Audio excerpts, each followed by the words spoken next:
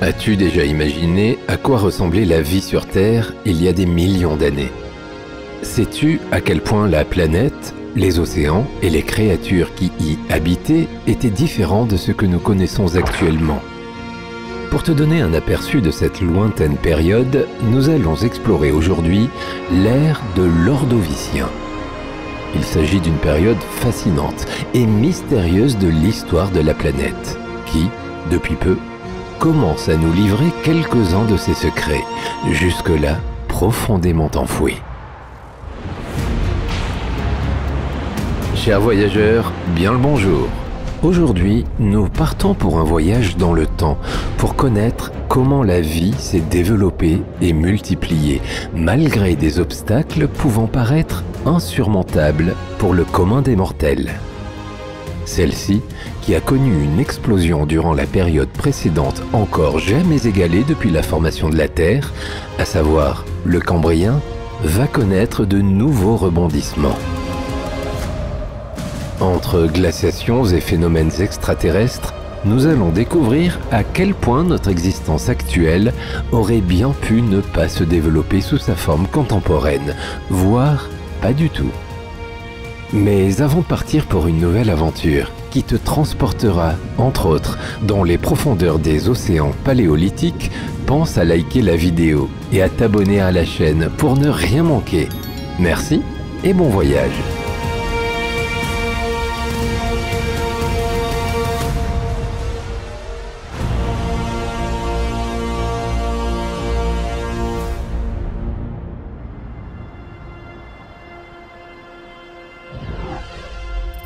L'Ordovicien est la seconde période du Paléozoïque, l'ère qui a précédé celle des dinosaures. Elle débute il y a 485 millions d'années, soit juste après l'extinction du Cambrien ordovicien, qui a vu de nombreuses espèces vivantes disparaître brutalement. Avant 1879, l'Ordovicien n'était pas encore reconnu comme une période à part entière. Celles du Cambrien et du Silurien se succédaient. Mais un débat animait la communauté scientifique mondiale depuis près de 40 ans, car certains fossiles retrouvés dans les strates respectives de ces deux périodes n'avaient aucun lien avéré avec ces deux mêmes périodes. C'est donc Charles Lapworth, un géologue britannique du 19e siècle, qui a fini par trancher en intercalant un nouveau système entre les deux autres, l'Ordovicien. Le nom de cette période a été emprunté aux Ordovis, un peuple celte de l'actuel pays de Galles. Grâce à une étude très approfondie des couches de roches sédimentaires, il a démontré que celles-ci s'avèrent bien plus complexes qu'il n'y paraît. Après un long travail de cartographie, il a été en mesure d'affirmer que ces fossiles, principalement composés de graptolites, du fait de leur emplacement et de leur disposition dans les sédiments, appartiennent bel et bien à une période intermédiaire.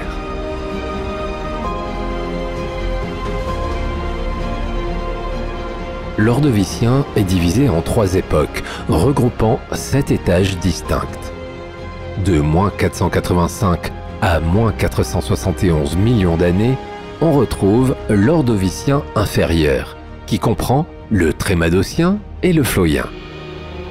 Il se poursuit avec l'Ordovicien moyen, qui s'étale de -471 à -460 millions d'années, avec le Dapygien et le Dariwilien.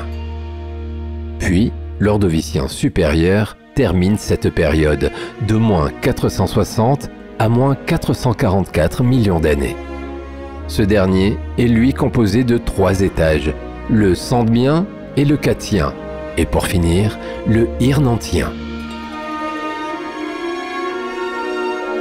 Mais pourquoi, et surtout, comment découper cette lointaine période en plusieurs parties? Durant les 41 millions d'années qui forment l'Ordovicien, certaines espèces ont fait leur apparition à des moments bien précis. Ce sont donc leurs découvertes successives, et notamment leur datation, qui ont permis d'établir la chronologie de ces 7 étages. Le plus ancien, le Trémodocien, est défini par l'arrivée de l'espèce de conodonte Lapetognathus fluctivagus, aujourd'hui disparu. Ce spécimen se distingue de ses conodontes contemporains par l'orientation latérale de ses principales projections en forme de dents. Des traces de ce fossile ont été retrouvées, essentiellement sur le continent américain, au Kazakhstan et dans la province du Hebei, en Chine. Le second étage, le phloïen, marque l'apparition du graptolithe Tetragrammatus approximatus, un organisme filtreur en forme de H ou de X, facilement reconnaissable. On retrouve des traces de ce spécimen presque dans le monde entier, hormis au Royaume-Uni, en Afrique et au Spitzberg, une île située au nord de la Norvège. L'étage d'Apygien, qui annonce le début de l'Ordovicien moyen, correspond à la première date d'apparition de l'espèce de Conodonte Baltoniodus triangularis. L'étage suivant, le Darrywillien, est quant à lui marqué par la survenue du graptolithe Undulograptus ostrodentatus. La coupe de Yangjiang, près de la ville de Yangchang, en Chine, est reconnue comme le point stratotypique de référence mondiale de ces deux étages. Enfin, l'Ordovicien supérieur voit poindre successivement dans ses étages sandbiens, cathiens, puis irnantiens, les espèces de graptolithes Nemagraptus gracilis, Diplacantograptus caudatus et Normalograptus extraordinarius. Leur point stratotypique de référence se situe en Suède, en Oklahoma aux États-Unis, puis en Chine, dans la province de Hubei.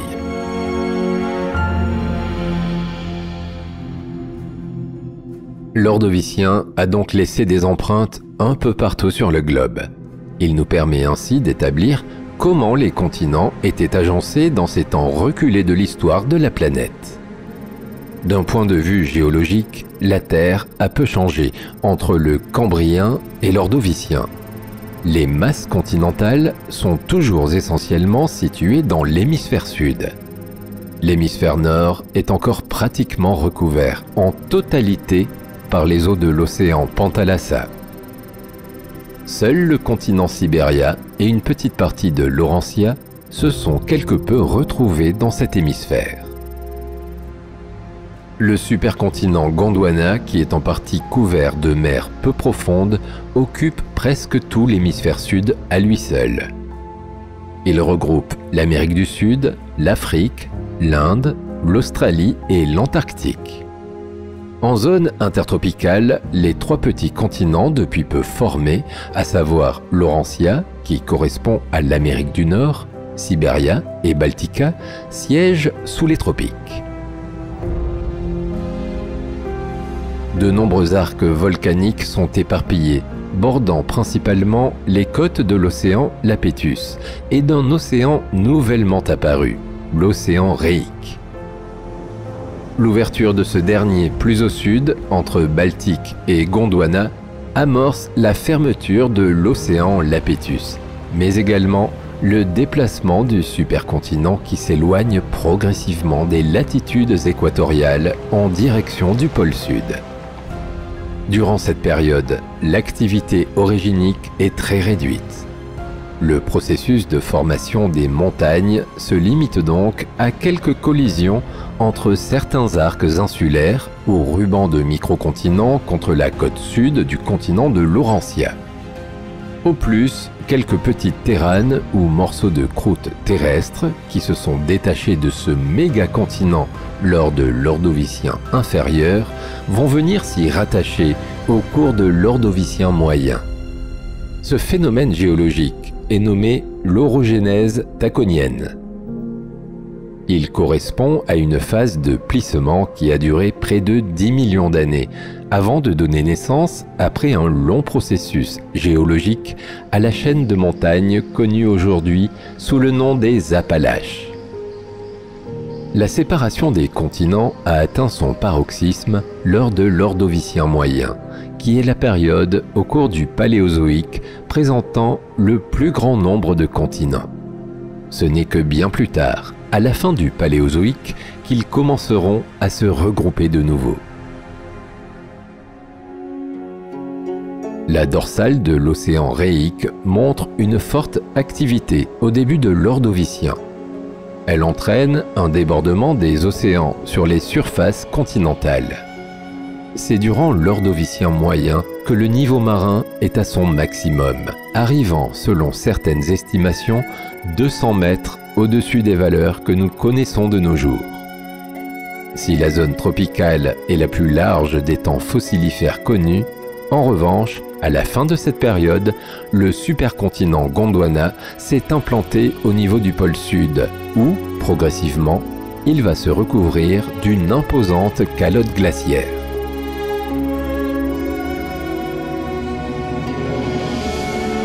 En étudiant les nombreux fossiles découverts sur différentes parties du globe terrestre, les scientifiques sont en mesure de conclure que d'importantes variations climatiques se sont produites durant la période correspondant à l'Ordovicien. Une élévation considérable du niveau de la mer, ainsi que la prolifération de la vie dans les écosystèmes marins sur un temps donné, correspondant à l'Ordovicien moyen, démontrent que des changements drastiques de climat ont eu lieu au cours de cette période.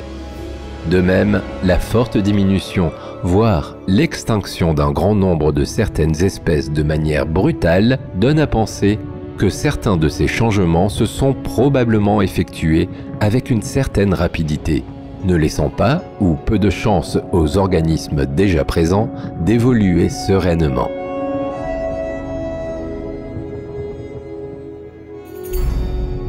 Durant l'Ordovicien, le climat était donc plutôt chaud et de type tropical, surtout lors de l'Ordovicien inférieur, où les températures étaient les plus élevées. Certains endroits du globe subissaient des températures records, proches de 60 degrés Celsius. Cependant, vers la fin de la période, il y a environ 445 millions d'années, celles-ci ont commencé à baisser, jusqu'à provoquer une importante période glaciaire. Cette glaciation, qui a duré approximativement 1,5 million d'années du fait des fortes chutes de température, a, par conséquent, déclenché la disparition d'un grand nombre d'espèces animales qui n'ont pas pu s'adapter aux nouvelles conditions environnementales. Ainsi, l'Ordovicien s'avère être une période géologique qui se caractérise par la concomitance entre une période de glaciation majeure et l'une des 5 plus grandes extinctions de masse de l'histoire de notre planète. En effet, malgré des températures océaniques tropicales qui semblaient dépasser les 30 degrés Celsius, l'Ordovicien a laissé de nombreux indices indirects permettant d'affirmer la présence de glace sur les continents à cette même période. Afin de tenter de comprendre les mécanismes inhérents à cette modification du climat, des scientifiques se sont appuyés sur un outil informatique. Ils ont fait appel à la modélisation numérique, regroupant plusieurs disciplines, à savoir la météorologie, l'océanographie et la physique de l'environnement. Ainsi, ils ont réussi à résoudre le paradoxe climatique de cette période. La comparaison des simulations numériques avec de très nombreuses données sédimentologiques, géochimiques et micropaléontologiques suggère qu'une première étape de la croissance d'une calotte glaciaire se serait produite dès l'Ordovicien moyen, plus exactement durant l'étage d'Ariwilien, comme en témoignent les variations du niveau marin attestées de cette même période. Ces résultats indiquent que la présence d'une calotte polaire n'est donc pas incompatible avec des températures océaniques tropicales de surface élevée. Puis, progressivement, la croissance des glaces aurait permis à la calotte d'atteindre des latitudes tropicales, marquant la mise en place du maximum glaciaire irnantien. En somme, la glaciation ordovicienne aurait été une glaciation de longue durée, dont l'Irnantien, le dernier étage de l'Ordovicien, n'en serait en fait que l'apogée.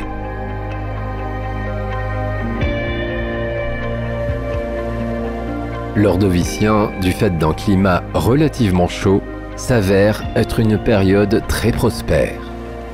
La vie déjà existante, mais principalement située près des fonds marins, s'est multipliée de façon exceptionnelle. On définit cette période comme étant l'événement de la grande biodiversification ordovicienne. Durant cette période relativement courte, ne représentant que 25 millions d'années, les océans se sont véritablement remplis de nombreuses familles et de genres d'organismes vivants. Les raisons de cette expansion de la vie marine, encore jamais égalée sur la planète, sont multiples. Toutefois, un facteur essentiel s'avère être l'augmentation des surfaces de plateformes continentales, notamment tropicales, ainsi que des hauts niveaux marins, ceci ayant favorisé l'essor du phytoplancton et par conséquent de l'ensemble des organismes aquatiques. Ces micro-organismes ont proliféré dans les mers épicontinentales, particulièrement étendues. Du fait de la présence abondante de phytoplancton, plusieurs groupes de zooplancton ont fait leur apparition, avant de se développer de façon exponentielle. On peut citer en particulier les chitinozoaires et les graptolites. Par ailleurs, les activités volcaniques et tectoniques constantes durant la période de l'Ordovicien ont très probablement fourni les nutriments nécessaires au développement de la vie planctonique dans les océans. Ainsi, la colonne d'eau s'est peu à peu remplie de toutes sortes de micro-organismes vivants, mais pas seulement. En effet, les premiers poissons ont fait leur apparition à cette période et les céphalopodes, les ancêtres du poulpe ou de la seiche, se sont diversifiés comme jamais, au point qu'à la fin de l'Ordovicien, des écosystèmes comparables à ceux d'aujourd'hui existaient déjà. Cette période marque le plateau de biodiversité du Paléozoïque.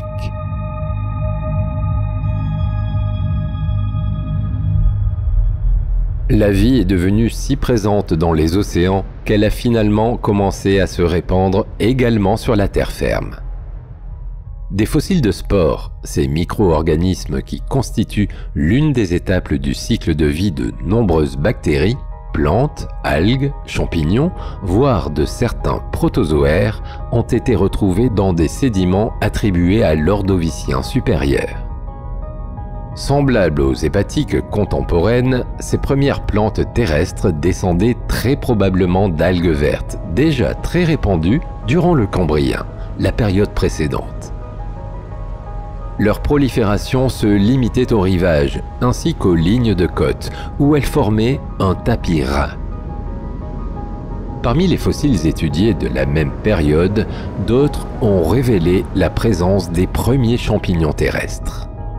Ils ont très certainement joué un rôle majeur dans la colonisation des sols émergés par la flore, rendant, grâce à la symbiose mycorhizienne, les minéraux nutritifs disponibles pour les cellules végétales. Bien que ces plantes discrètes soient assez primitives et basiques, elles marquent un tournant décisif dans l'évolution de la vie sur Terre. Et si cette étape n'en est qu'à ses premiers balbutiements, elle n'en reste pas moins importante. C'est la première fois sur la planète, après les bactéries ou autres micro-organismes, qu'une forme de vie est réellement visible sur un sol non immergé. Ainsi, les teintes qui égayaient le fond des océans commencent durant l'Ordovicien à colorer timidement la terre ferme. Bien que cette période de transition soit déterminante dans l'histoire géologique de notre planète, elle a longtemps été méconnue.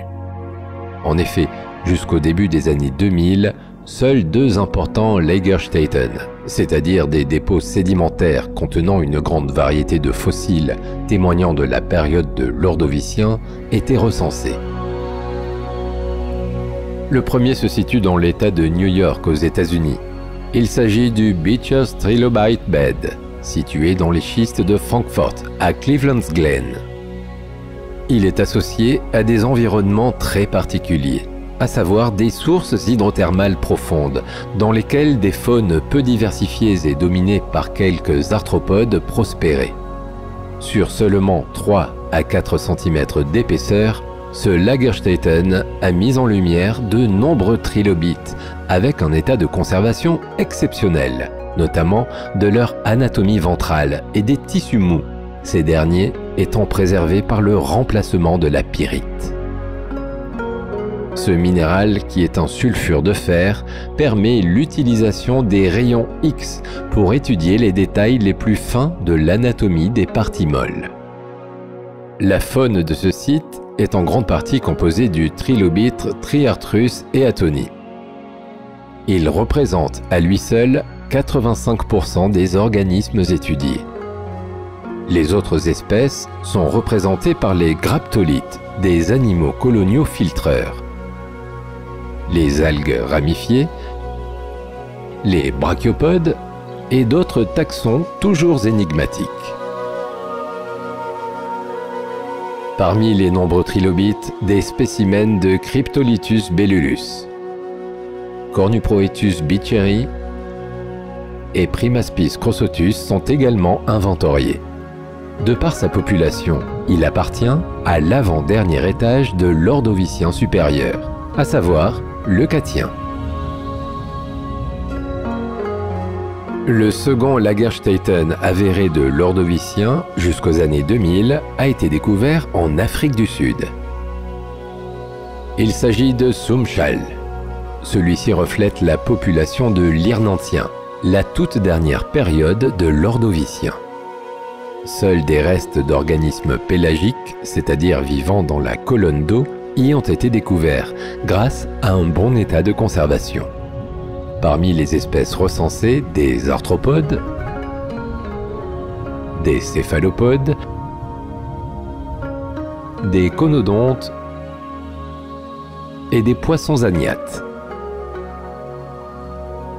Cependant, ces deux sites de conservation, comme d'autres, sont loin de livrer autant d'informations que celles qui ont pu être recueillies pour la période précédente, à savoir le Cambrien. D'autant qu'ils apportent de nouveaux éléments qui ne concernent que la fin de l'Ordovicien. Toutefois, les fossiles continuent, au gré de leur découverte, de nous permettre d'avancer dans la compréhension de cette période.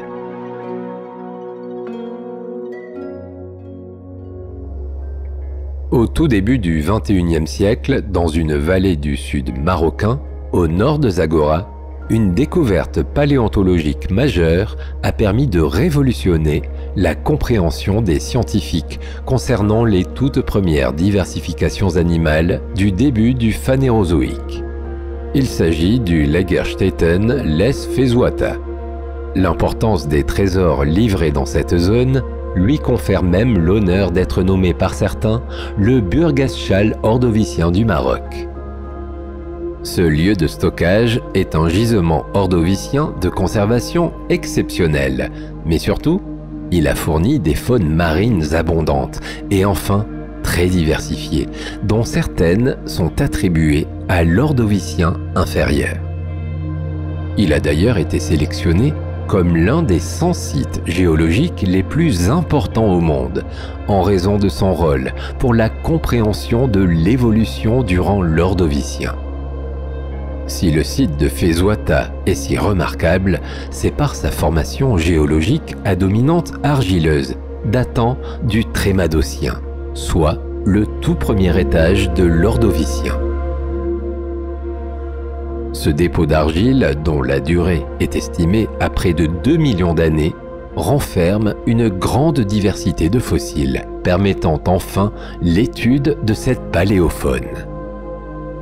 Des fossiles animaux à carapace, semblables à ceux des schistes de Burgess datant du Cambrien, ont été découverts dans les argiles de Fesuata.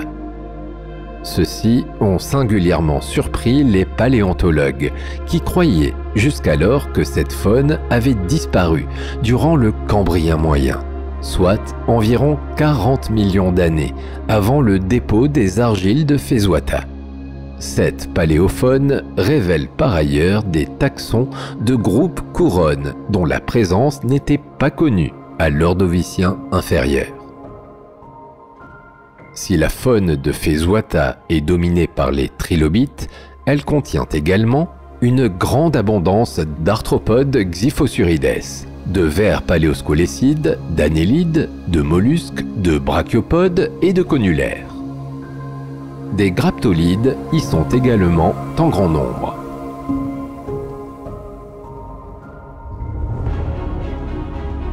Plus récemment, des fouilles réalisées à Taïchout, à environ 80 km du site de Fezouata, ont mis au jour un nouveau site fossilifère.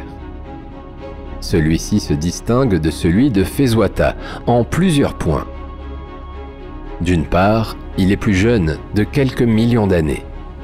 Mais surtout, ce site, autrefois sous-marin, a conservé des traces de grands arthropodes qualifiés de géants. Ceux-ci pouvant être apparentés à des créatures modernes comme les crevettes, les insectes ou les araignées, devaient pouvoir nager librement et se déplacer dans les courants. On note que ces organismes sont largement minoritaires dans la zone de Fezouata. Du fait de leur taille colossale, on imagine qu'ils ont très certainement dominé les mers il y a 470 millions d'années. Certains spécimens pouvaient mesurer jusqu'à 2 mètres de longueur. Ils sont donc bien plus grands que tous les spécimens découverts jusqu'ici. Ces arthropodes géants, bien qu'ils ne soient pas totalement identifiés, peuvent appartenir à des espèces déjà découvertes du côté de Fezouata. Leur grande taille et leur mode de vie en nage libre laissent à penser qu'ils ont dû jouer un rôle unique dans les écosystèmes de l'Ordovicien. Si les paléontologues peuvent étudier des éléments minéraux, ils peuvent aussi observer avec précision les parties molles qui présentent un état de conservation exceptionnel. Les scientifiques sont enfin en mesure d'étudier l'anatomie des premiers animaux que la Terre ait abrités.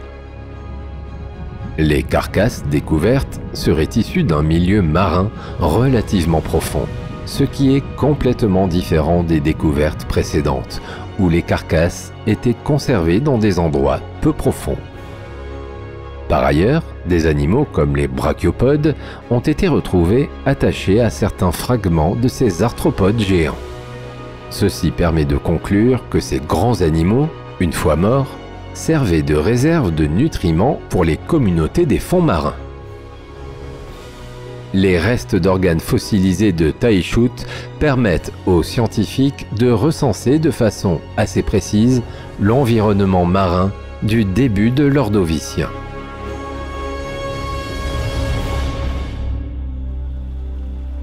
L'Ordovicien est donc resté une période longtemps largement méconnue.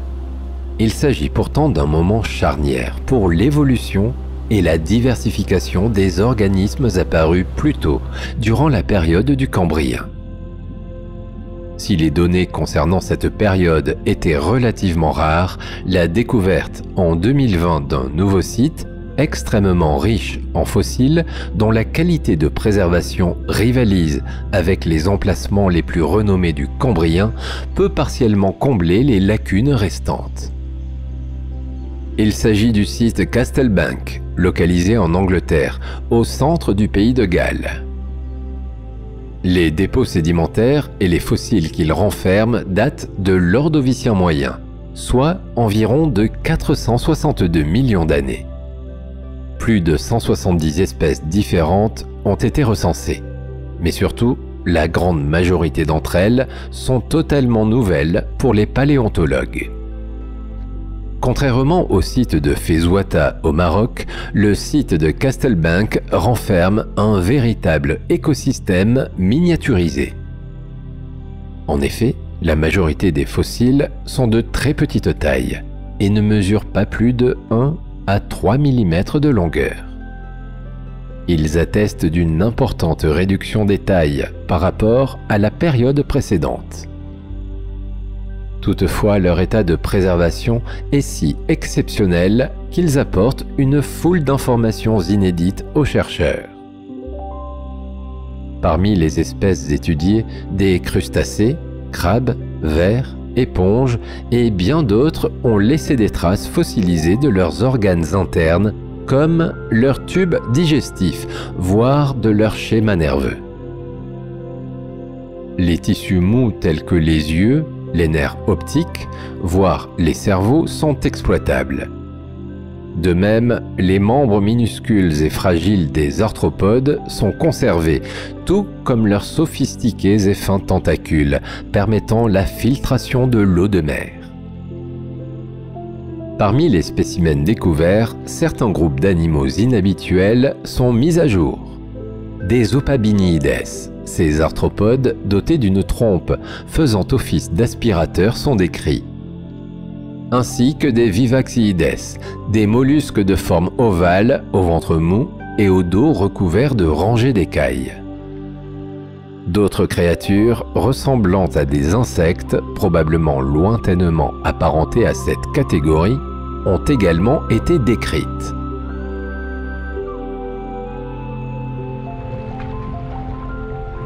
Plongeons à présent dans les profondeurs marines de cette période, afin d'observer de plus près ces étranges créatures. Tandis que la planète bénéficiait d'un climat chaud et humide, si les terres émergées étaient encore nues et pratiquement stériles de toute vie, excepté sur quelques rivages, les mers peu profondes, quant à elles, grouillaient de vie.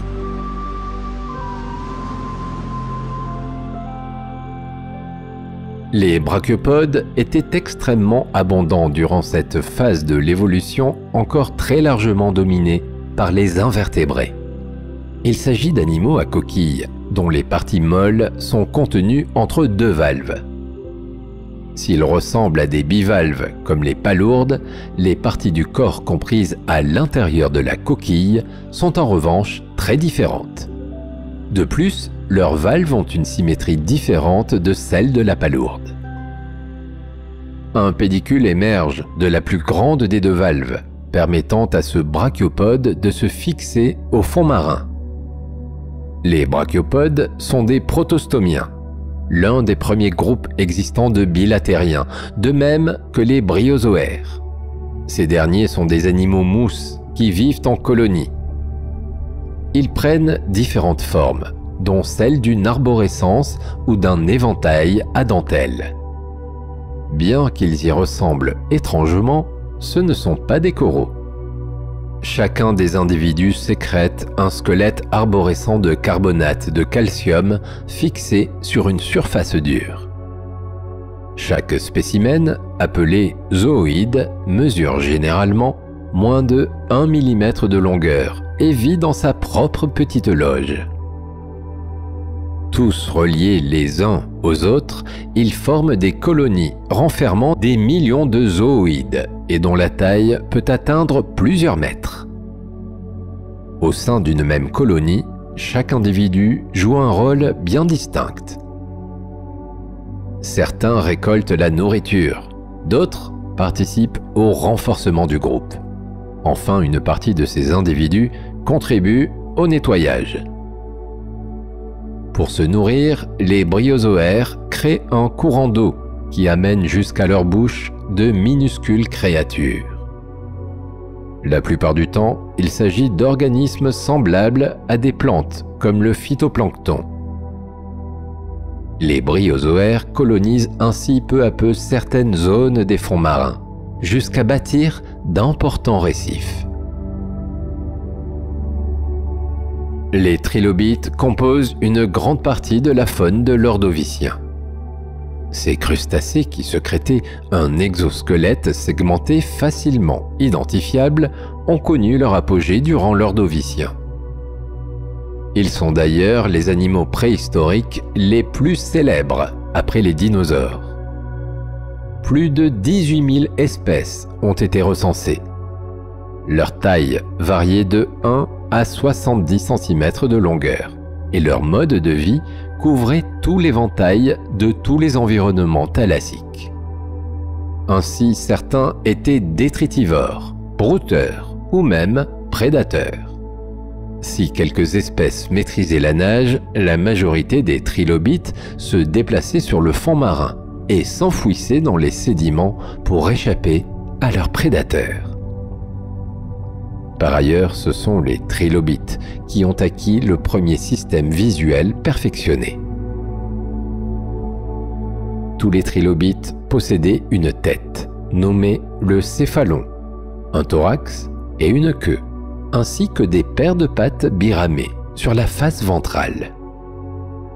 Comme chez les crustacés, ces pattes avaient deux branches, l'une servant de branchie et permettant la respiration, l'autre facilitant la locomotion et l'alimentation. Parmi les trilobites les plus courants, on peut citer le Cryptolythus, qui mesurait environ 1,5 cm de longueur, et l'Acidaspis près de 2 cm. Mais des spécimens aux dimensions bien plus spectaculaires existaient alors. Notamment le Calimène, entre 2 et 5 cm, et surtout l'Isolethus, qui lui pouvait couramment atteindre jusqu'à 38 cm de longueur. Cependant, l'espèce la plus grande au monde de trilobites jamais découverte est l'Isolethus rex. Son fossile complet mesure pas moins de 72 cm de long et 40 cm de large.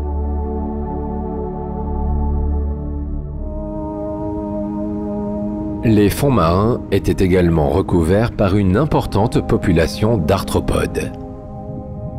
Les euryptérides, ou gigantostracés, en sont l'une des nombreuses espèces. Ils sont également nommés scorpions des mers, pour leur forme proche de celle des scorpions actuels. L'euryptéride possède un corps allongé et prolongé par une longue queue articulée. Son thorax est complété de pinces redoutables et sa tête comporte plusieurs paires d'yeux. Une paire de pattes qui devait faire office de nageoire est terminée par de larges palettes natatoires. Enfin, la plupart des espèces sont munies d'un aiguillon effilé à l'extrémité de la queue qui pourrait bien avoir servi, si ce n'est à injecter du venin à quelques proies, à les lacérer. La taille des Eurypterides était très variable et dépendait probablement de facteurs environnementaux, de leur mode de vie, ainsi que de leurs affinités taxonomiques. Si la majorité des arthropodes étaient de petite corpulence et vraisemblablement de type charognard, l'Euryptéride, quant à lui, était sans doute l'un des prédateurs les plus redoutés des océans paléolithiques, mesurant couramment 1 mètre de long. Certains de ces spécimens atteignaient parfois plus de 2 mètres de longueur. Le Megalograptus est une autre espèce d'arthropode. C'est le plus ancien euryptéride répertorié. De bonne taille, le plus grand des spécimens découverts mesure 78 cm de longueur. Comme ses congénères, il possède des pointes sur sa 3e paire de pattes. De grandes épines situées sur ses différents appendices devaient l'aider à localiser les proies cachées dans les sédiments mous et à l'abri des regards. Son telson, dernier segment de sa queue, s'il n'était pas venimeux, devait probablement l'aider à déchiqueter ses victimes quand il se nourrissait.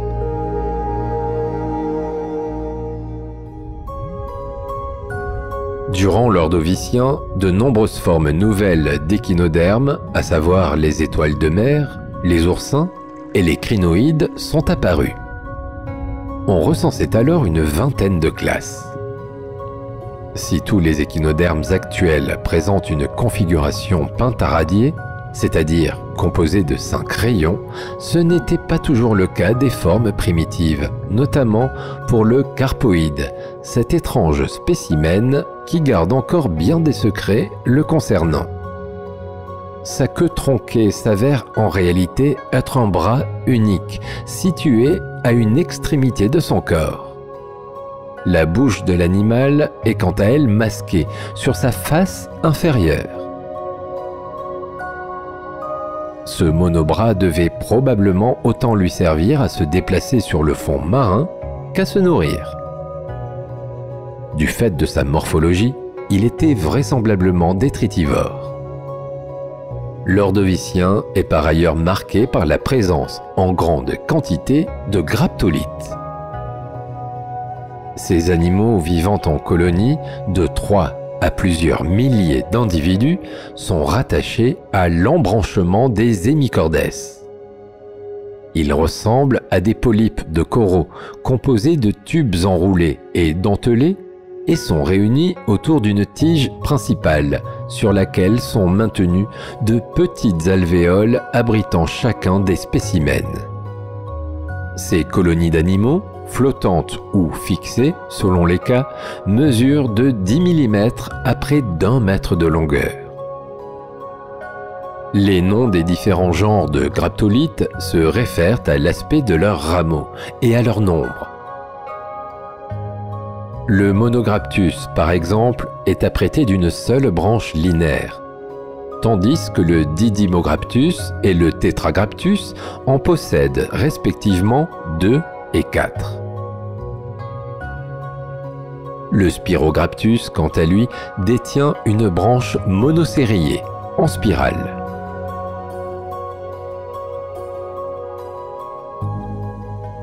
Parmi les prédateurs dominants, on retrouve les céphalopodes. L'animal vivait à l'avant d'une longue coquille dite chambrée, car composée de plusieurs cavités cloisonnées. Si certains avaient une coquille en forme de colimaçon, d'autres étaient catalogués de céphalopodes orthoconiques. Comme leur dénomination l'indique, ils possédaient une coquille droite. Celle-ci pouvait être d'une taille extrême, pouvant atteindre jusqu'à 6 mètres de long chez le Camérocéras. Une autre espèce, répondant au nom de Treptosteras, mesurait la plupart du temps près d'1 mètre de longueur. Le céphalopode était un redoutable prédateur qui se déplaçait à sa guise dans la colonne d'eau. Il maîtrisait sa flottabilité en faisant varier la quantité d'air dans les différentes chambres de sa coquille. Il était en mesure de se déplacer par réaction, en expulsant avec force l'air contenu dans son corps. Tel un calmar affublé d'une coquille de protection, ce prédateur était situé au sommet de la chaîne alimentaire. Grâce à ses forts tentacules, il pouvait capturer, avec dextérité, toute proie convoitée, dont principalement les trilobites qui vivaient en nombre sur les sédiments. Il n'avait alors plus qu'à acheminer ses trophées à sa bouche. Celle-ci, en forme de bec, était située au centre des tentacules. Chez les groupes de céphalopodes modernes, cette coquille a depuis considérablement réduit, voire disparu en totalité. Elle n'est aujourd'hui, pour les spécimens qui en sont encore porteurs, plus qu'une structure interne de taille relativement réduite. Parmi les céphalopodes modernes, on peut citer les calmars, les pieuvres, les nautiles et les seiches. Pour nourrir tout ce petit monde, de nombreux mollusques tapissaient le fond des mers. Parmi eux, on retrouve le groupe des pélocipodes ou bivalves. Ce groupe comprend les palourdes, les pétoncles, les huîtres et les moules. Ces animaux filtreurs, qui formaient des bancs de coquillages, possèdent 2 valves de forme identique de chaque côté de leur corps et un pied fouisseur comprimé latéralement. Le bord supérieur de chaque coquille possède généralement plusieurs dents et douilles qui s'insèrent dans celle de la coque opposée afin de former une charnière. D'autres mollusques vivaient également en nombre sur les fonds marins, les gastéropodes. Escargots et limaces tenaient donc également une place importante dans cette biodiversité. Contrairement aux escargots, les limaces ne sécrètent pas de coquilles. Mais elles comprennent les mêmes organes internes, à savoir un cœur, un système digestif, des branchies et un système nerveux. Les escargots sont reconnaissables à leur coquille externe, unique et d'apparence boudinée ou spiralée. Celle-ci leur offrait un refuge face aux menaces qui devaient être incessantes.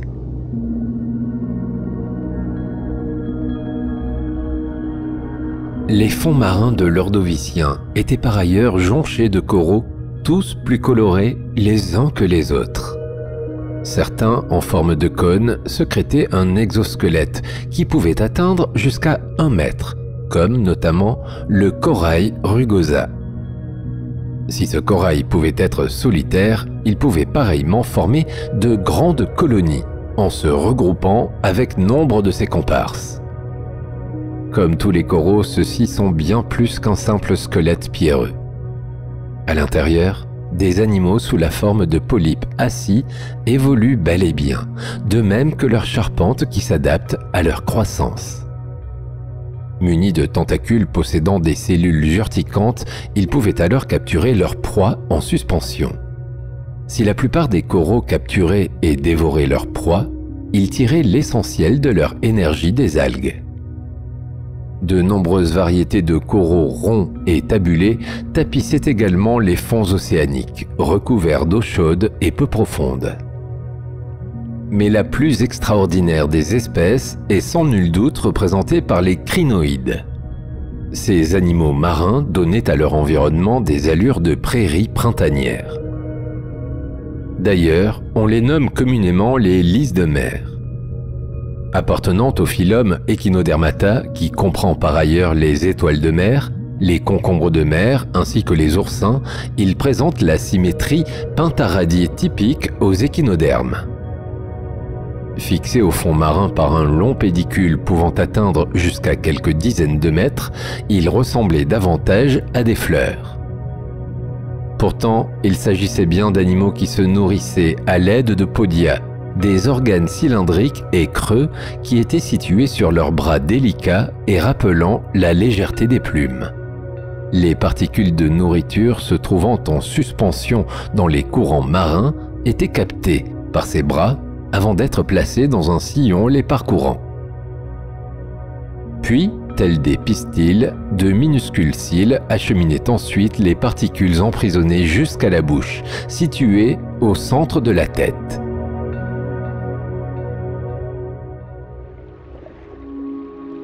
Parmi les invertébrés peuplant le fond des mers paléolithiques, il existe également ceux qui appartiennent au groupe des éponges. Ils ont joué un rôle extrêmement important durant l'Ordovicien, car il s'agissait d'organismes constructeurs de récifs. Les stromatoporoïdes sont des éponges calcifiées en couches, appelées des lamelles. Entre chacune de ces lames se trouvent des structures verticales, nommées piliers, ainsi que des petites chambres distinctes, nommées galeries. Ces galeries sont tapissées de choanocytes qui servent à capturer la nourriture et à respirer, tandis que l'eau circule entre ces différentes couches. En surface, des bosses sont visibles. Il s'agit de mamelons qui ont probablement contribué à l'absorption et à l'écoulement de l'eau à travers cette architecture. Comme en témoignent les fossiles, les stromatoporoïdes coexistaient durant l'Ordovicien avec de nombreuses autres espèces comme les mollusques ou les brachiopodes. Certains organismes à coquilles peuvent même parfois être entièrement enveloppés par un stromatoporoïde en croissance, certains pouvant atteindre 30 cm de diamètre. Toutefois, ces deux espèces cohabitaient en harmonie, l'eau s'écoulant d'un bout à l'autre de la structure poreuse du stromatoporoïde. Une autre éponge de forme très particulière domine également les fonds marins. Il s'agit de la Brachiospianza digitata, une éponge de verre. Cette éponge siliceuse possède un squelette constitué d'un réseau de spicules siliceux opalins. Sa structure en forme de coupe est dotée d'une série de 6 à 12 extensions en forme de doigts courbés. Enfin, on peut citer l'Holacera plumeri. Cet organisme de forme allongée ressemble à un tronc. Certains de ces spécimens ont probablement atteint 5 mètres de hauteur. On peut imaginer ces animaux vivant en colonie, et donnant au fond marin des allures de forêt hivernale plus ou moins dense, à travers laquelle proies et prédateurs devaient se faufiler, voire se pourchasser. Enfin, les premiers vertébrés visibles durant l'Ordovicien sont les agnates. Ces poissons sont à ce jour les premiers vertébrés apparus sur la planète. Il s'agit d'organismes qui étaient dépourvus de mâchoires et de mandibules. La bouche était alors en forme de fente, ronde comme chez les lamproies et la myxine moderne, seuls rescapés de cette période. La plupart des agnates avaient un squelette composé de cartilage et au moins 7 poches branchiales. Ces poissons n'avaient pas de nageoires jumelées ni d'estomac, mais possédaient un œil pinéal, particulièrement sensible à la lumière. Les agnates pouvaient mesurer jusqu'à 30 cm de longueur. Le monde végétal n'est pas en reste et connaît également de nombreuses diversifications durant l'Ordovicien. Les algues calcaires encroutantes, les algues vertes et les algues brunes se sont multipliées et diversifiées au détriment des cyanobactéries. Si ces dernières ont joué un rôle constructeur essentiel dans les récifs, elles ont été progressivement supplantées par les coraux et les bryozoaires.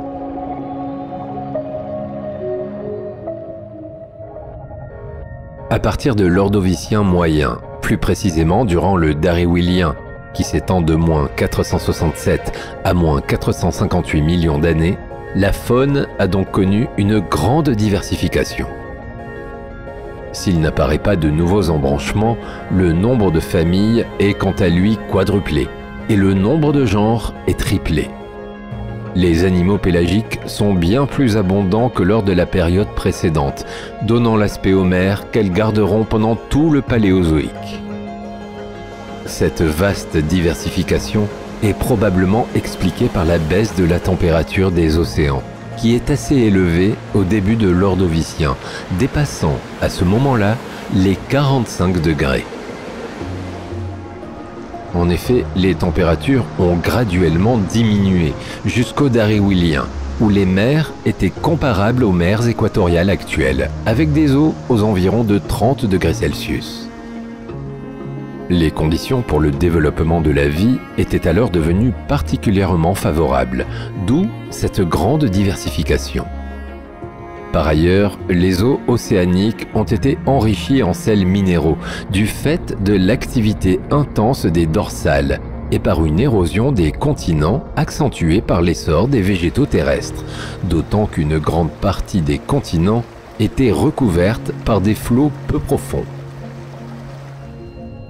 Ces conditions ont donc été propices au développement du phytoplancton et des algues fixées au fond des océans. Les chaînes alimentaires ont alors été littéralement dopées, favorisant de ce fait la diversification des animaux filtreurs, des brouteurs et des consommateurs primaires en tout genre, puis, de facto, celle des prédateurs.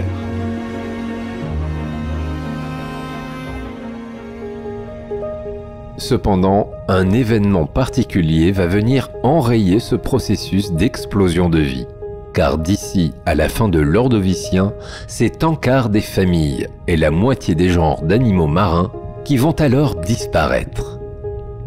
Il s'agit de la première grande extinction de la vie, plus connue sous le nom de crise de l'Ordovicien. Mais qu'a-t-il bien pu se passer sur la planète pour en arriver à ce point ? Selon les scientifiques, la disparition de plus de 70% des espèces serait due à un immense épisode de glaciation que la Terre aurait subi. Pour certains chercheurs, cette crise biologique se décomposerait en 2 phases d'extinction, s'étalant sur environ 1 million d'années.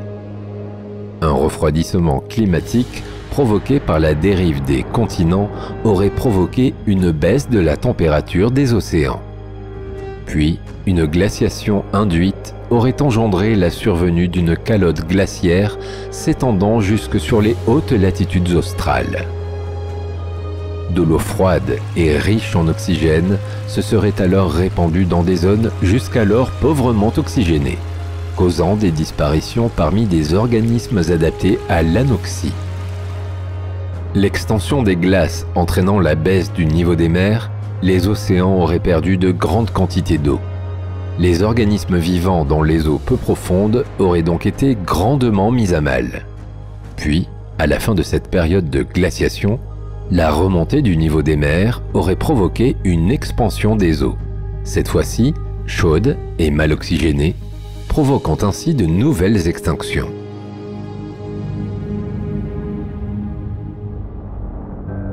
Une autre hypothèse remet en cause cette explication et suggère que cette première des 5 extinctions de masse du Phanérozoïque pourrait être attribuée à des éruptions volcaniques.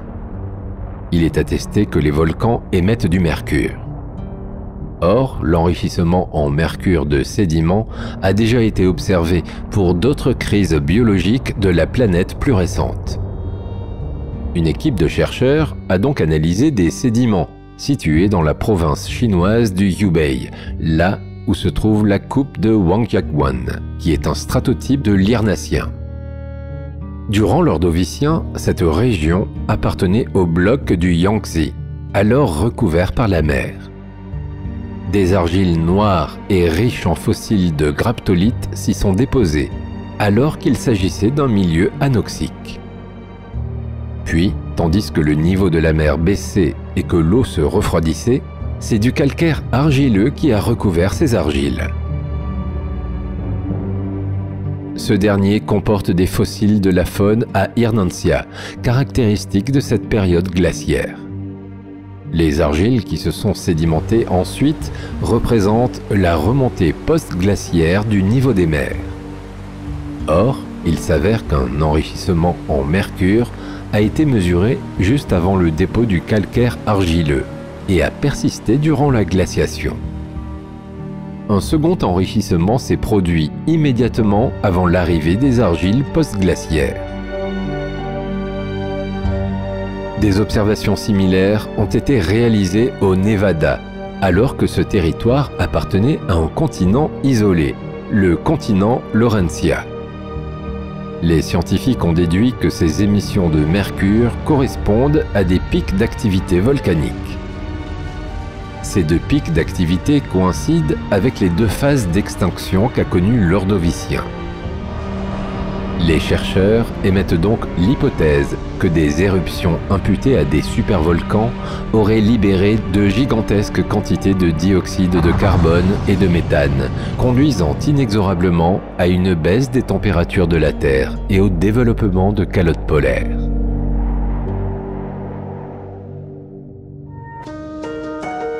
Pour d'autres paléontologues, la période glaciaire qu'aurait ainsi connue la Terre il y a environ 460 millions d'années pourrait avoir été causée par un phénomène beaucoup plus extraordinaire, qui serait, lui, de nature extraterrestre.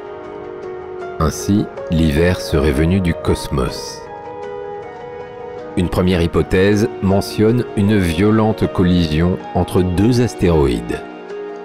Cette collision se serait produite dans la ceinture d'astéroïdes située entre Mars et Jupiter, et sa violence inouïe aurait brisé en des milliards de morceaux le plus gros des 2 objets, qui présentait une largeur de plus de 150 km.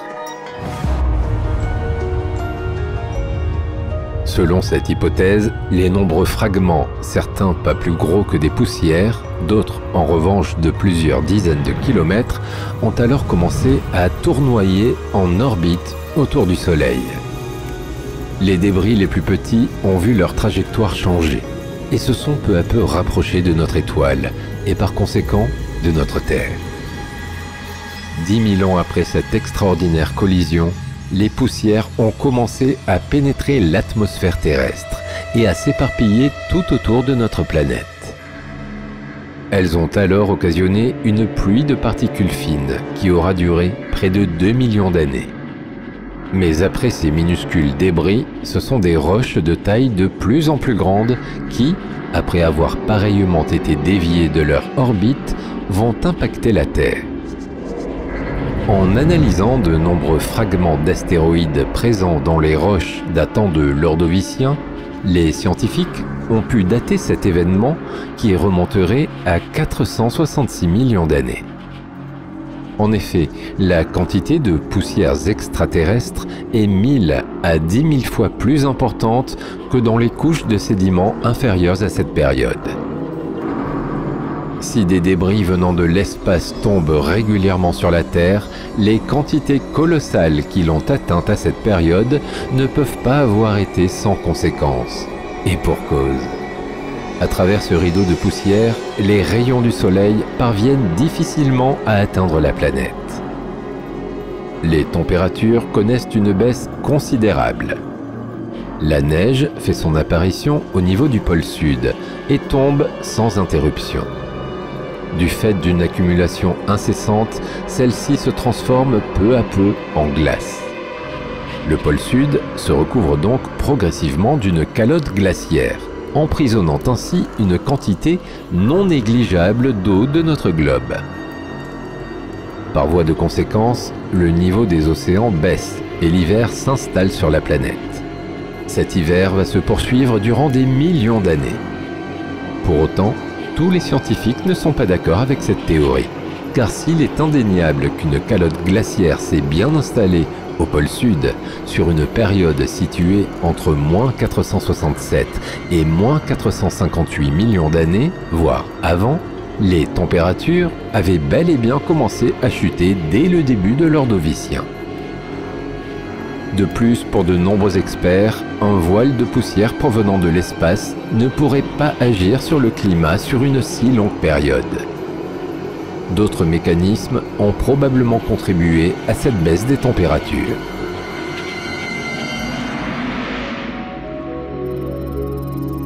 Et si la valse des continents y était pour quelque chose?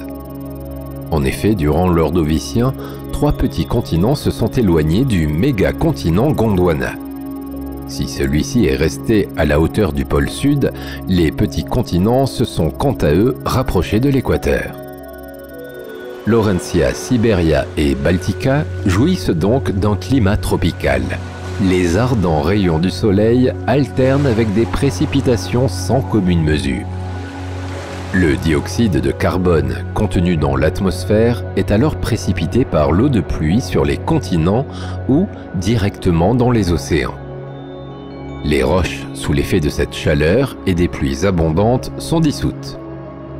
Elles subissent dès lors une érosion en lien avec les ions libérés par cette dissolution. Certains de ces ions contiennent du carbone, qui est également entraîné par ruissellement jusque dans les océans, où des organismes marins vont l'utiliser pour construire leurs coquilles ou leurs squelettes. Le dioxyde de carbone s'amoindrit fatalement dans l'atmosphère et ne remplit donc plus son rôle de serre. Comme les températures terrestres dépendent directement de la quantité de dioxyde de carbone dans l'atmosphère, si ce dernier chute, les températures dégringolent pareillement. Ainsi, pour certains scientifiques, le refroidissement de la planète durant l'Ordovicien serait expliqué par la tectonique des plaques. Enfin, une autre théorie, bien que controversée, pourrait expliquer cette extinction massive. Cette dernière serait en lien avec l'explosion en supernova d'une étoile mourante distante de plusieurs milliers d'années-lumière de notre Terre. Cette explosion, qui semble s'être produite il y a plus de 440 millions d'années dans les confins de notre galaxie, a engendré de puissantes radiations d'énergie, libérant une quantité extraordinaire de rayons gamma. Ceux-ci, à l'issue d'un long voyage à la vitesse de la lumière, ont malheureusement frappé la planète bleue, après avoir percé l'atmosphère avec une puissance inouïe. Cet impact a été si violent qu'il a anéanti les molécules d'air, tout en balayant l'atmosphère entourant notre planète. L'une des premières conséquences a été la modification chimique de l'atmosphère. Les molécules d'azote et d'oxygène se sont transformées en dioxyde d'azote. Ce gaz brunâtre et particulièrement nocif a fini par entourer la planète. Celle-ci n'était alors plus en mesure de recevoir la lumière du Soleil, ce qui a provoqué une chute des températures.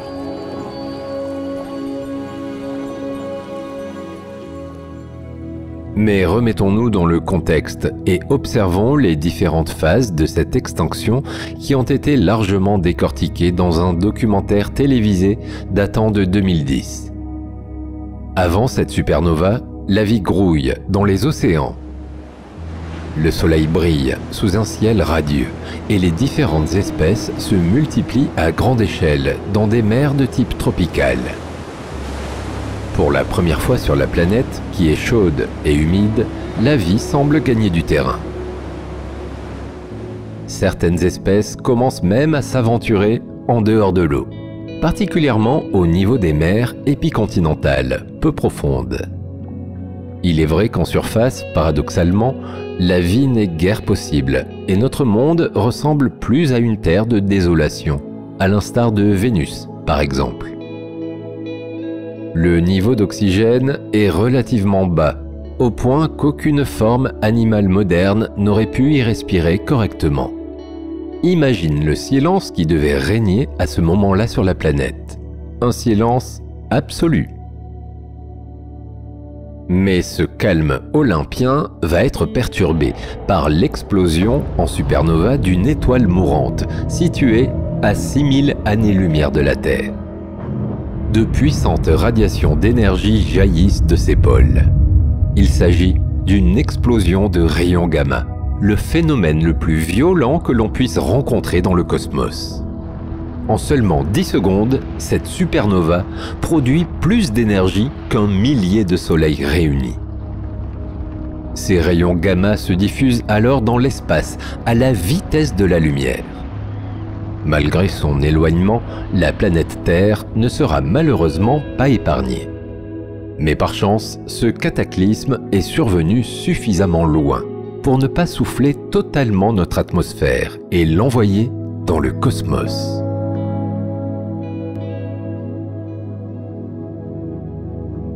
Les rayons gamma parviennent donc à percer la couche supérieure de l'atmosphère. Tels des aurores boréales, ils produisent un spectacle d'une rare beauté.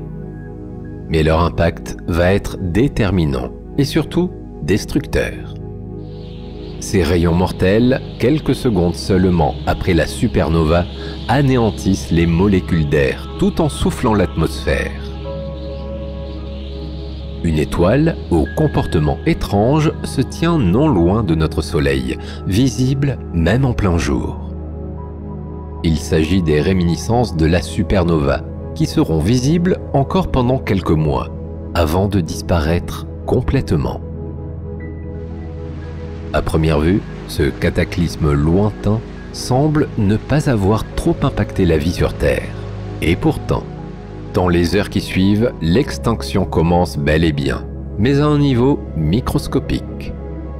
Lors de leur passage, les rayons gamma ont détruit 30% de la couche d'ozone, donnant ainsi aux ultraviolets du Soleil la possibilité d'atteindre la planète. La lumière est alors si vive qu'elle apparaît 50 fois plus intense qu'en plein désert du Sahara. Si des créatures terrestres avaient existé à cette période, elles se seraient littéralement consumées en très peu de temps. Les conséquences de ce désastre biologique vont commencer à apparaître dans l'eau. Le plancton, invisible à l'œil nu, est le premier à souffrir de cet événement. En effet, les rayons du Soleil, devenus trop puissants, brûlent une grande majorité de ces micro-organismes. Or, la base de la chaîne alimentaire repose sur le plancton. Imagine l'affolement des mangeurs de plancton qui voient, sous un soleil dévastateur, la nourriture manquer brutalement. Les trilobites, dont les larves ont pour principal lieu d'incubation la surface de l'eau, voient leur reproduction s'amenuire et même s'arrêter. Rien ne peut survivre à l'intensité des rayons solaires. De nombreux coraux et autres animaux périssent rapidement. Un véritable effet domino provoque l'effondrement de toute la chaîne alimentaire. Les zones tropicales sont les premières à être touchées par ces ultraviolets particulièrement nocifs et l'on assiste à la mort progressive des récifs coralliens.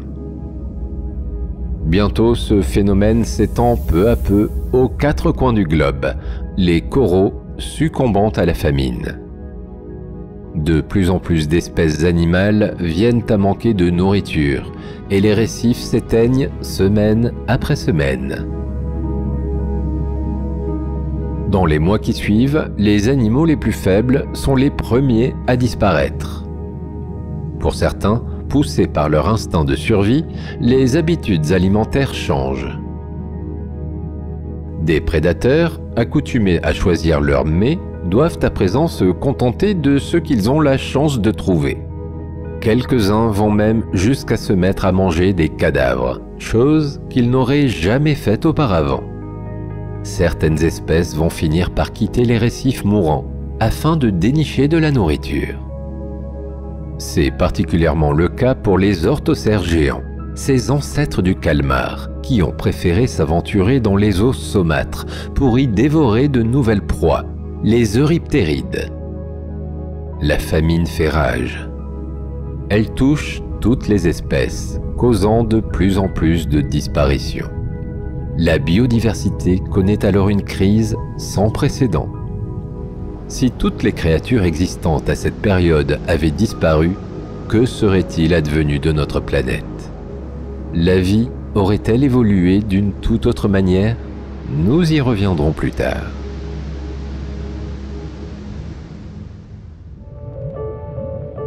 Dans les mois qui suivent, les molécules dispersées de l'atmosphère tourbillonnent autour de la sphère terrestre. En s'alignant, les atomes forment du dioxyde d'azote, qui est un gaz brunâtre et nocif. La lumière vive du Soleil est alors peu à peu masquée par cette épaisse couche d'air putride. Après avoir subi les foudres du Soleil, la planète ne reçoit à présent plus que 50% des rayons solaires. Inévitablement, la température chute, jusqu'à atteindre moins 12 degrés Celsius. Les espèces qui ont survécu jusqu'ici à la famine sont maintenant confrontées à des températures bien trop basses. Les nautiloïdes, en particulier, voient leurs œufs pondus quelques mois auparavant ne pas se développer correctement. Le froid a ralenti leur croissance embryonnaire, ce qui a favorisé l'apparition de bactéries. Les rares spécimens qui ont survécu à cette incubation compromise font leur entrée dans un monde où règne le chaos. Durant leur courte période de vie, ils n'auront qu'un seul objectif, trouver de la nourriture. Mais ces mollusques ont un avantage certain sur bien d'autres espèces. Leur corps est totalement protégé par une coquille qui leur a permis de vivre en eau profonde, à l'abri des effets dévastateurs du refroidissement climatique. De plus, ils ont un régime alimentaire varié. Ils sont même parfois catalogués d'opportunistes et n'hésitez pas à se montrer charognards. Les animaux en mesure de se déplacer ont donc tenté de rejoindre des secteurs plus cléments. Malheureusement, durant l'Ordovicien, la majorité des animaux sont sédentaires et les fonds marins sont en grande partie occupés par les coraux, les brachiopodes, les éponges et bien d'autres espèces non mobiles. Une autre problématique s'est associée au manque de nourriture, touchant, cette fois-ci, la formation des coquilles. En effet, la coquille de la majorité des habitants d'un récif est constituée de carbonate de calcium. Or, celui-ci est extrêmement difficile à sécréter dans une eau froide, ce qui a inévitablement provoqué la disparition de nombreuses espèces.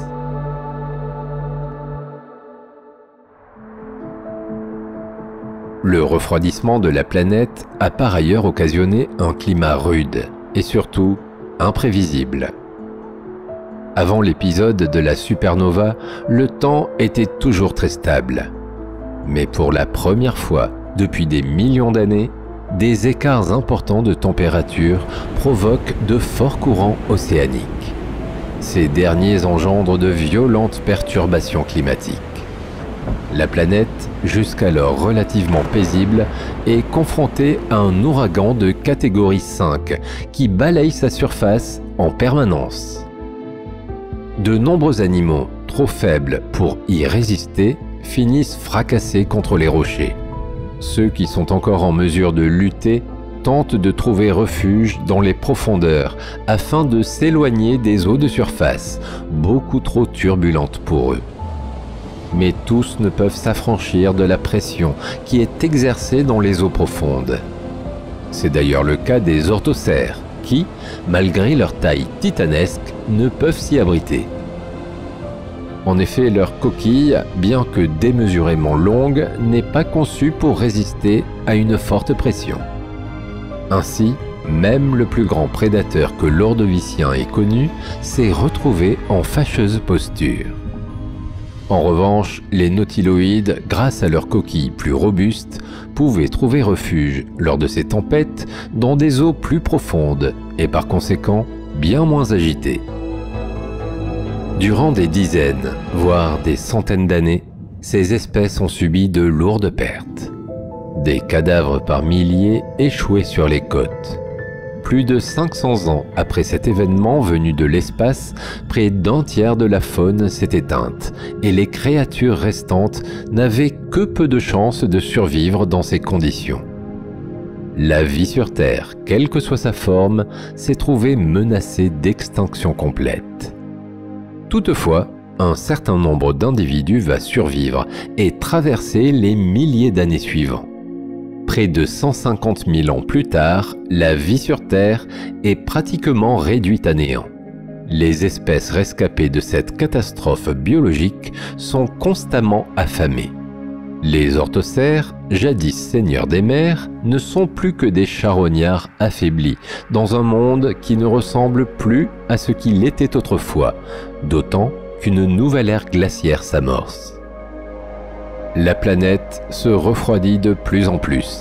La neige s'entasse au pôle sud, jusqu'à, au fil des siècles, se densifier au point de former d'immenses glaciers de plusieurs kilomètres d'épaisseur. Ceux-ci longent le continent Gondwana et s'étalent de plus en plus en direction du nord. Ces glaciers emprisonnent une importante quantité d'eau, tant et si bien que le niveau des mers chute considérablement, perdant jusqu'à 60 mètres. Les hauts fonds sont alors totalement asséchés, arrachant la vie aux quelques communautés restantes en ces lieux. Cet assèchement s'avère encore plus fatal que l'explosion des rayons gamma elle-même.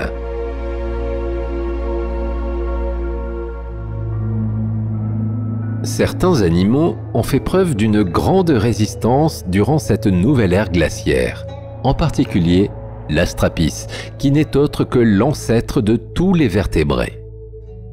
Ce poisson agnate, et donc sans mâchoire, qui est le premier poisson vertébré connu, a su suivre l'océan qui se retirait. Mesurant environ 10 cm de longueur et pourvu de grandes plaques osseuses externes lui servant de bouclier, il a mieux supporté l'eau froide que toutes les autres créatures aquatiques. De plus, son alimentation n'étant pas exclusive, il se nourrissait de tout ce qu'il pouvait trouver.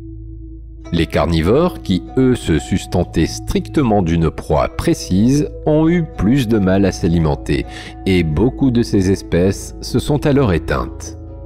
En outre, l'astrapis ne s'est pas contenté de s'adapter à ce nouvel environnement. On peut même dire qu'il s'y est épanoui, car très rapidement, une nouvelle variété de poissons apparaît. Celle-ci est à présent dotée d'arêtes et de muscles qui donnent naissance aux premières branchies, qui facilitent le tri et l'absorption des nourritures. Dans ce monde totalement bouleversé, l'astrapis n'a pas été le seul à suivre le mouvement des océans. Le riptéride, communément nommé le scorpion des mers, a, lui aussi, changé de territoire, tout en fuyant la surface. Il a même pris la place de l'orthocère dans la chaîne alimentaire, son principal rival, qui lui n'a pas survécu à ces conditions extrêmes. L'Astrapis étant moitié moins grand, ses besoins en nourriture étaient moins importants, ce qui représente un facteur bien plus favorable à sa survie.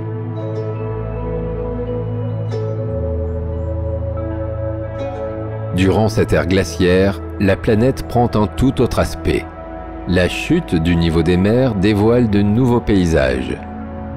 Les récifs créés par les éponges, les coraux ou les arthropodes sont réduits à l'état de squelette et se retrouvent en partie émergés.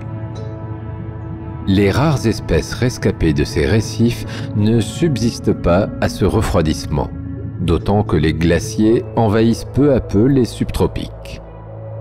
De gigantesques icebergs dérivent dans ces anciennes régions tropicales, broyant tout sur leur passage, y compris les coraux vieux de milliers d'années. D'année en année, le niveau des mers continue à baisser. La vie ne tient qu'à un fil, mais les individus encore présents s'acharnent à suivre le mouvement des océans, tandis que les habitats aquatiques sont de plus en plus réduits. Malheureusement, les conséquences en cascade engendrées par la supernova ne sont pas encore terminées. Bientôt, les survivants vont devoir faire face à un nouvel événement climatique, car plus de 500 000 ans après le début de cette crise, la planète montre des signes de réchauffement. Les glaciers commencent à fondre. Les espèces qui ont réussi à s'adapter à cette ère glaciaire vont à nouveau devoir s'acclimater à ces nouvelles températures pour rester en vie. Certaines espèces se démarquent en adoptant des comportements inédits. L'Euryptéride en est le plus bel exemple. Ce scorpion des mers, alors devenu le plus grand des prédateurs, se met à acheminer la carcasse de ses proies vers le rivage. Il va même jusqu'à s'aventurer sur Terre, comme en témoigne le développement de poumons retrouvés sur certains spécimens. Par ailleurs, des poissons cousins de l'Astrapis, les acanthodiens, se sont dotés de mâchoires. Ils ne se contentent plus de manger des algues. Ces charognards peuvent désormais découper la chair et se nourrir plus aisément. Ainsi, ils gravissent les échelons de la chaîne alimentaire. Au fil de cette longue adaptation, les rôles se sont inversés. Les prédateurs sont devenus des proies et vice-versa. Mais peu importe, la vie, aussi fragile qu'elle puisse sembler, a perduré.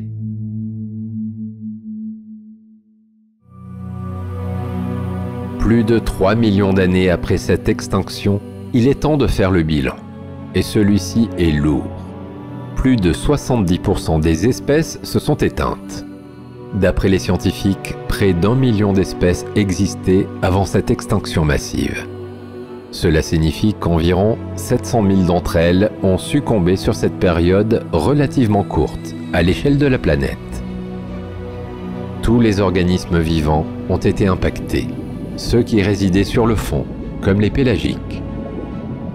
Pourtant, son impact sur l'histoire du monde vivant n'a pas été si catastrophique dans la mesure où cette crise biologique n'a provoqué la disparition totale d'aucun grand groupe animal. La vie a démontré qu'elle pouvait faire preuve d'une résistance extraordinaire, au-delà de toute espérance. À l'issue de cette période, la Terre va retrouver progressivement un climat tropical, laissant aux différentes espèces animales et végétales un peu de répit. Mais ce répit sera-t-il suffisamment long pour permettre de nouvelles biodiversifications ? Je pense que tu connais déjà la réponse.